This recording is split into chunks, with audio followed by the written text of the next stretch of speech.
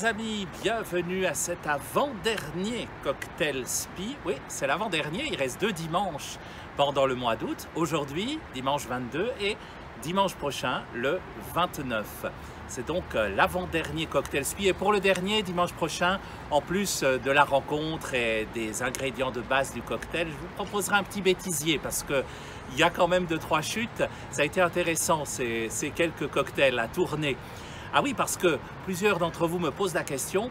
Je suis tout seul, hein? Il n'y a personne là derrière, ce n'est même pas une caméra, c'est juste mon téléphone portable posé sur un pied. Voilà ce qui me sert, avec les moyens du bord, à vous servir ce cocktail estival. Je suis dans un cadre magnifique, c'est le verre d'aujourd'hui, je vous en dis plus dans un instant.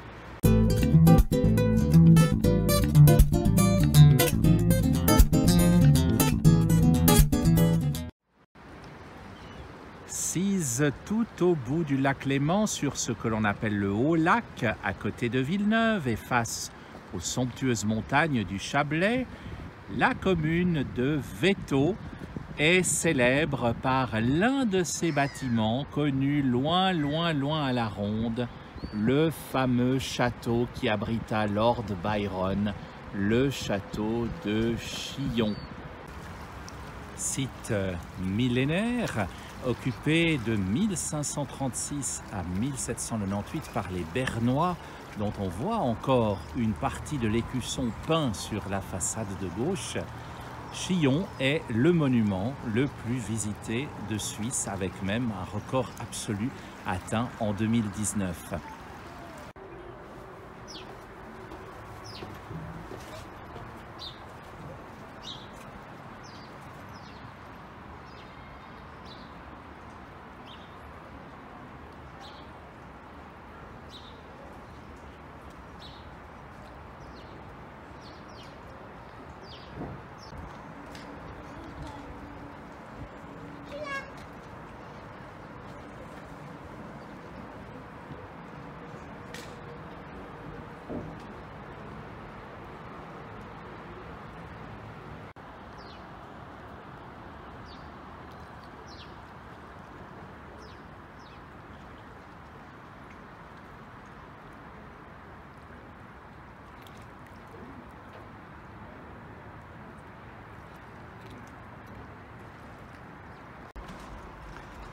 Si la présence d'un péage ou d'un lieu fortifié en cet endroit est attestée depuis à peu près l'an 1000, c'est sous la maison de Savoie, dont l'écusson orne encore fièrement le château.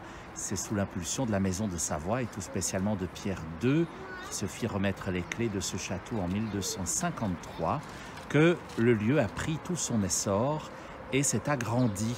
C'est agrandi grâce à l'architecte Jacques de Saint-Georges, à qui Pierre II de Savoie a commandé une muraille extérieure et plusieurs des 25 bâtiments que comporte le château.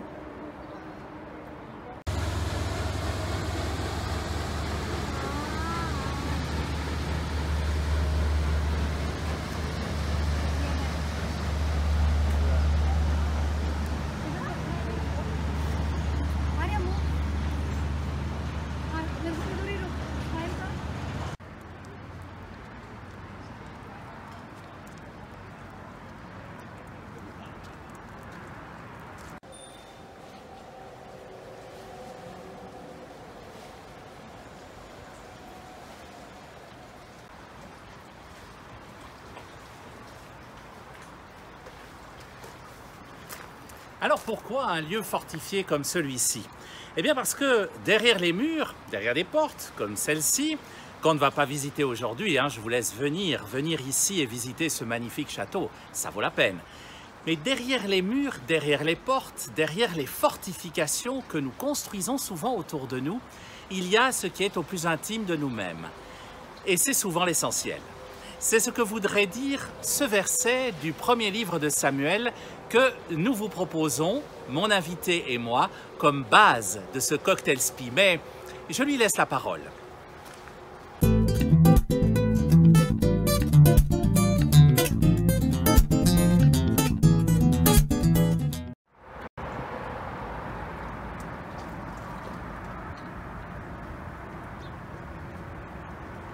L'Éternel ne considère pas ce que l'homme considère.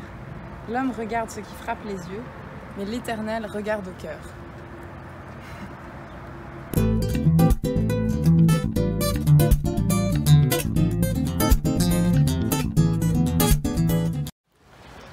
Au bord du lac Léman et avec le château de Chillon derrière nous, je retrouve une habitante de Florence en Italie, mais qui est exilée ici. Bonjour Claire. Bonjour.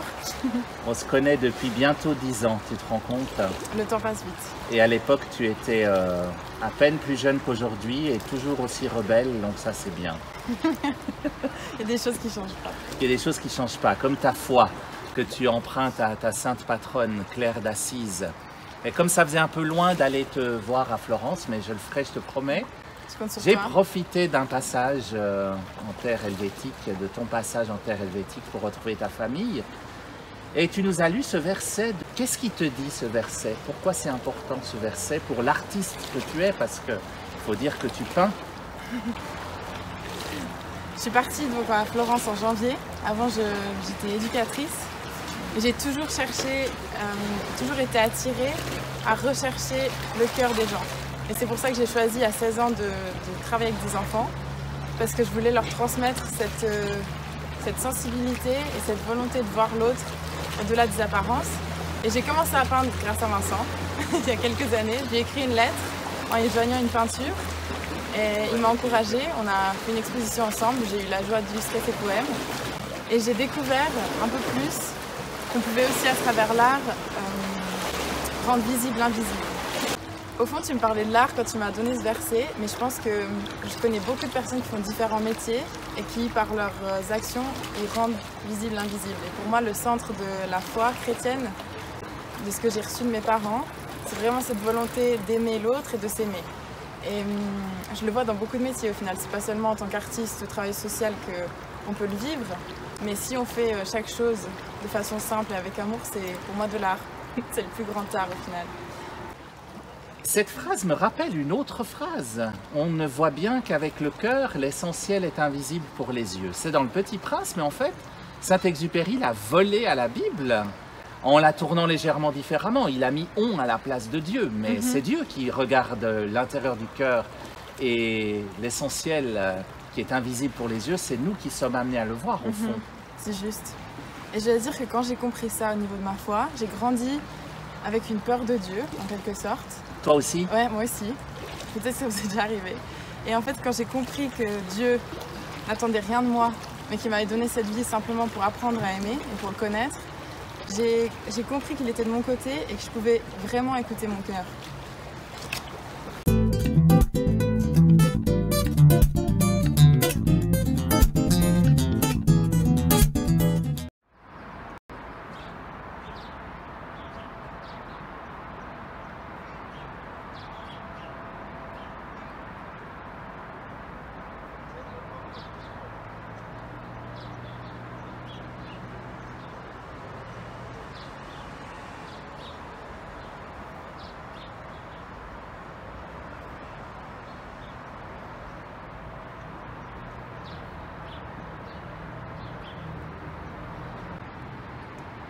Devant le lac Léman, sur le site enchanteur de cette forteresse, Claire nous partage son cube de grâce, sa prière, pour vous.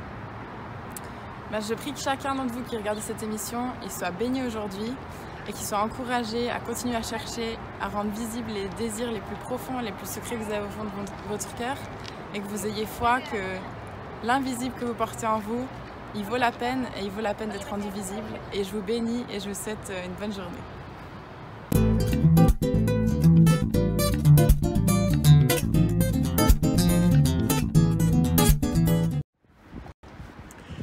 Le fruit que j'aimerais partager avec vous, chers amis, suite à cette belle rencontre avec Claire, non pas Claire d'Assise, mais Claire de Florence, le fruit que je voudrais vous partager, c'est l'importance de rendre visible l'invisible, comme elle vient de nous le dire.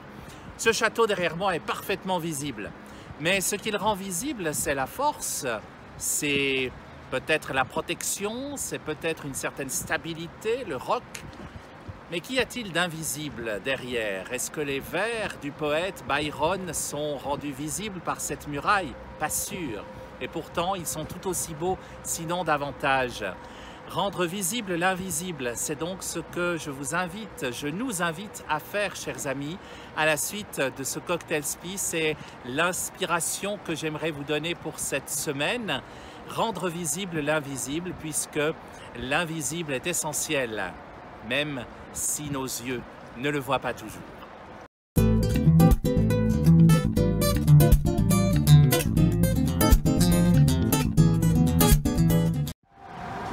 Santé, chers amis, merci d'avoir suivi ce nouveau et avant-dernier Cocktail Spi. Prenez soin de vous, soyez bénis et à la semaine prochaine. Ciao!